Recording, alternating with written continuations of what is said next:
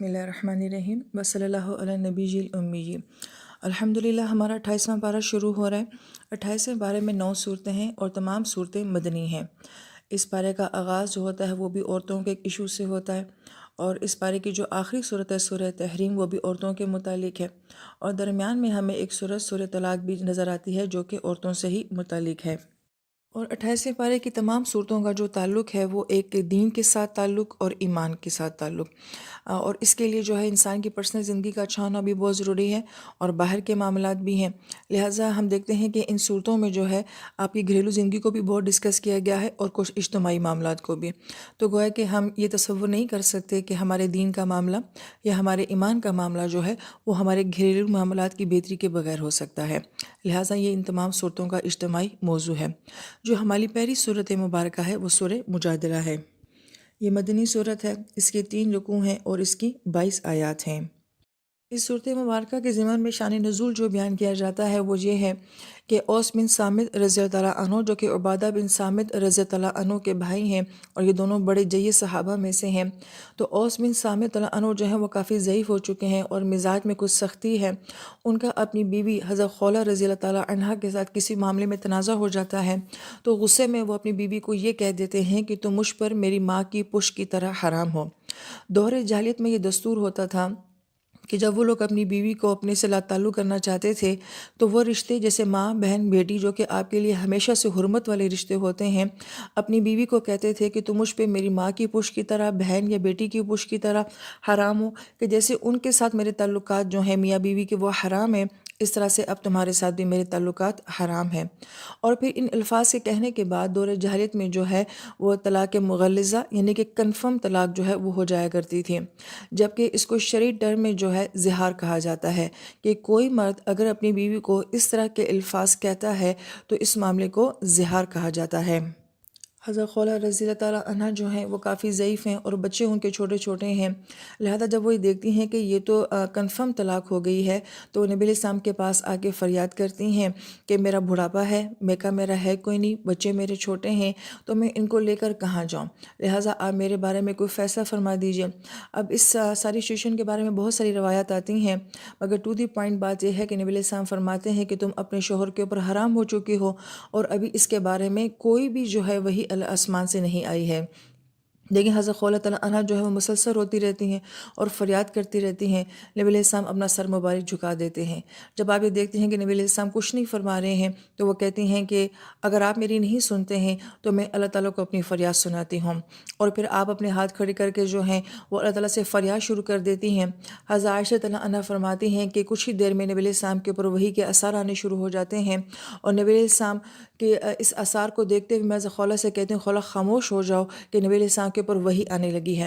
اور اسی سچویشن میں حضرت خولہ تعالیٰ عنہ جو ہیں وہ اور زیادہ رونا شروع ہو جاتی ہیں کہ نہ جانے اللہ پاک کی طرف سے کیا فیصلہ آئے گا، کیسا فیصلہ آئے گا، یہاں تک کہ جب وحی کے اثار ختم ہوتے ہیں تو نبی علیہ السلام فرماتے ہیں کہ خولہ تمہارے لیے خوشخبری ہو کہ اللہ پاک نے اس طلاق کو حرام کر دیا ہے۔ لہٰذا اس وحی کے بعد یہ طلاق تو جو ہے وہ تو حرام ہو چکی تھی، مگر اس کے باوجود بھی یہ پسند نہیں کیا گیا کہ کوئی مرد اپنی بیوی کو یہ الفاظ کہے، تو اگر کوئی کہہ ہی دے یہ الفاظ تو پھر اس کا کفارہ رکھا گیا، اور کفارے میں یہ کہا گیا کہ یا تو ایک غلام کو آزاد کریں گے، یا پھر 2 مہینے کے لگاتار روزے رکھے جائیں گے، اور یا پھر کہا کہ 60 مسکینوں کو جو ہے وہ کھانا کھلایا جائے گا۔ لہٰذا اس صورت مبارکہ کی پہلی آیت جو ہے وہ سارے واقعے کی طرف جو ہے وہ نشاندہی کرتی ہے،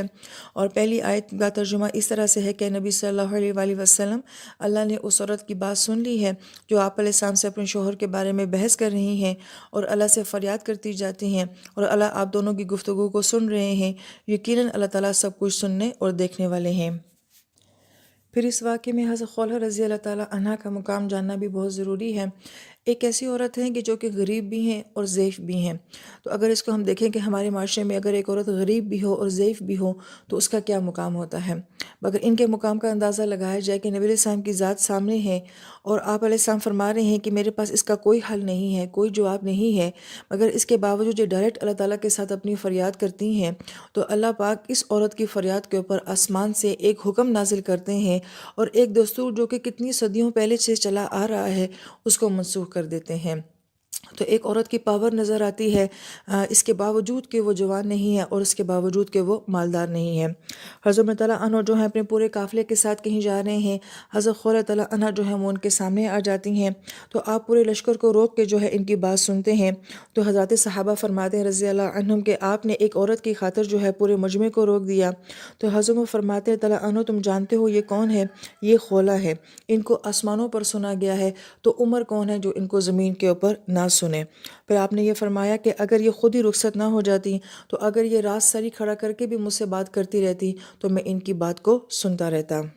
جبکہ ایک روایت میں تو ایسا آتا ہے کہ انہوں نے حضرت عمر تعالیٰ عنہ کو راستے میں روکا اور اس کے بعد ان کو تنبیہ کرنے لگیں اور سختی سے بات کرنے لگیں اور کہا کہ عمر تم وہی عمر ہونا جو کل تک بکریاں چراتے تھے، لوگ تمہیں عمیر کہتے تھے، اب تم امیر المومنین ہو گئے ہو، لہٰذا پھر نصیحت کرتی ہیں کہ اپنی اصل کو یاد رکھنا اور موت سے ڈرتے رہنا۔ یہاں تک کہ آپ ان کو واز کرتی رہیں۔ لوگوں نے کہا کہ خولہ بس کر دیں، یہ امیر المومنین ہیں۔ تو حضرت عمر نے فرمایا کہ ان کو کہنے دو، انہیں آسمانوں پر سنا گیا ہے، ہم ان کو زمین پہ کیسے نہ سنیں۔ پھر اس صورت مبارکہ کا نام مجادلہ ہے، اور اسی لفظ سے جو ہے پہلی آیت میں تجادلو کا لفظ بھی آ رہا ہے، اور اس آیت میں دوسرا اہم لفظ جو ہے وہ تحاورکما ہے۔ ان دونوں کو جاننا ضروری ہے۔ جو صورت مبارکہ کا نام مجادلہ ہے، یہ لفظ جدل سے بنا ہے، اور جدل کہا جاتا ہے رسی کے گولے کو یا رسی کے لپٹنے کو۔ لہٰذا جدل ایسی لڑائی ہوتی ہے جس میں آپ کسی کو اٹھا کر گھما کر زمین کے اوپر پٹخ دیتے ہیں۔ جیسے ہم دیکھتے ہیں کہ دو پہلوان آپس میں لڑتے ہیں تو وہ ایک دوسرے کو اٹھاتا ہے، گھماتا ہے اور پھر الٹا کر کے جو ہے وہ زمین پہ پٹخ دیتا ہے، تو ایسی لڑائی کو جدل کہا جاتا ہے۔ اسی لیے رسی کے گھما کر رکھ دینے کو بھی جو ہے وہ جدل کہا جاتا ہے، کہ رسی گھمائی جاتی ہے، لپیٹی جاتی ہے اور اس کے بعد فولڈ کر کے اس کو رکھ دیا جاتا ہے۔ پھر جدل کا جو اصطلاحی معنی بیان کیا جاتا ہے وہ یہ کہ اگر کسی انسان کو کسی معاملے میں کسی سے اختلاف ہے، چاہے وہ اپنے گھر کے بڑوں سے ہے، کسی ادارے سے ہے، کسی کے رویے سے ہے، اور وہ اس کا اظہار اس کے سامنے کر دیتا ہے، تو بحث و مباحثہ ہو سکتا ہے۔ عین ممکن ہے کہ لڑائی بھی ہو جائے، مگر یہ لڑائی بحث و مباحثے تک ہو، کسی کو بات سمجھنے اور سمجھانے کے لیے ہو، یا تو یہ کہ میں کسی کو مطمئن کر دوں یا پھر ہے کہ کوئی مجھے مطمئن کر دے، اور اس صورت میں آپ ڈائریکٹ بات کرتے ہیں، ادھر ادھر کی بات نہیں کرتے، کسی دوسرے سے اس شخص کی برائی کو بیان نہیں کرتے، بلکہ ڈائریکٹ جا کے اس انسان سے یہ کہتے ہیں کہ مجھے آپ سے یہ ایشو ہے۔ تو اس طرح کا جو بحث و مباحثہ کرنا ہوتا ہے، اس کو بھی مجادلہ کہا جاتا ہے، اور اس کو مجادلہ حسنہ کہا جاتا ہے۔ لہٰذا اس آیت مبارکہ میں جس جدل کی بات کی گئی ہے وہ مجادلہ حسنہ ہی تھا، کہ یا تو نبی علیہ السلام جو حضرت خولہ عنہ کو اپنی بات سے مطمئن کر دیں، یا حضرت خولہ رضی اللہ عنہ جو ہیں وہ نبی علیہ السلام سے اپنے حق میں کوئی فیصلہ کروا لیں۔ لہٰذا اس لیے اس صورت کا نام جو ہے وہ ایک مجادلہ کی صورت میں بیان کیا گیا ہے۔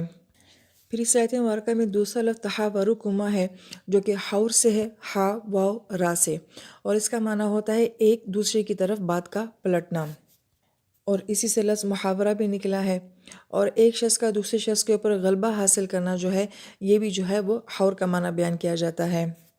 لہٰذا بات چیت میں اگر ایک انسان دوسرے انسان کے اوپر ڈومیننٹ کرتا ہے اور اپنی بات کو دوسرے کے اوپر جو ہے وہ ثابت کرنا چاہتا ہے، تو اس سارے پروسیس کو جو ہے وہ تحاور سے بیان کیا جاتا ہے۔ یہی جو ہے وہ آیت مبارکہ میں سچویشن بیان کی گئی ہے کہ نبی علیہ السلام چاہتے ہیں کہ خولہ ان کی بات سمجھ جائیں، اور حضرت خولہ عنہ چاہتی ہیں کہ نبی علیہ السلام ان کے حق میں فیصلہ کر دیں، تو گویا کہ ایک کا دوسرے کی طرف بات کا پلٹنا جو ہے اس کو تحاورکما کے ساتھ بیان کیا گیا ہے۔